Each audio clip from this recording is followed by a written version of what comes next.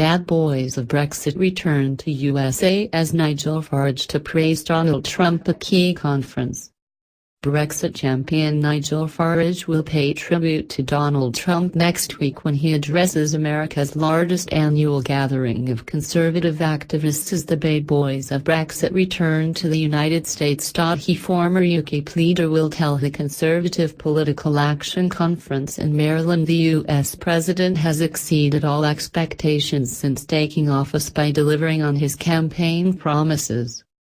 Mr. Farage will be accompanied by Aaron Banks, the ex-UKIP donor, and his ally Andy Wigmore, who together posed by a gold lift with Mr. Trump in a now infamous post-election photo.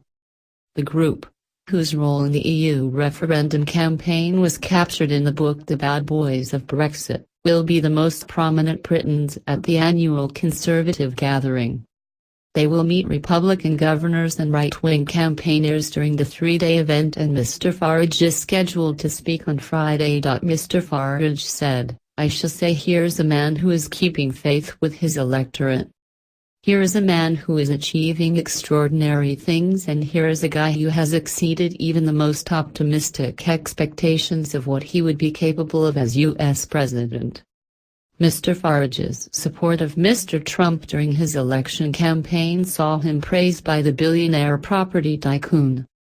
He was put forward by Mr. Trump as a possible British ambassador after the election victory and has since been given a regular slot on Fox News in the US. Mr. Farage will insist in his speech that Brexit was not a one-off and say the populist tide sweeping Europe is still on the rise. He said he would tell delegates, "Don't be distracted by everybody's excitement over Emmanuel Macron. The revolution of those that believe in nation-state and national identity is still rolling." The vote that is called populist in Europe averaged 8% in 2000, it is now 24%. The pivot that 2016 represents was far from being a temporary blip.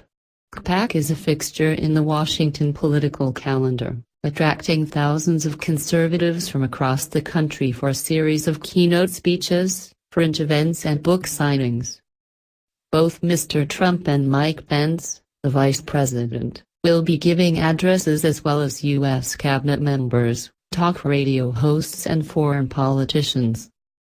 There has already been a row about the scheduled appearance of Marianne Maréchal Le Pen, niece of presidential candidate Le Pen, whose hard right views have offended some.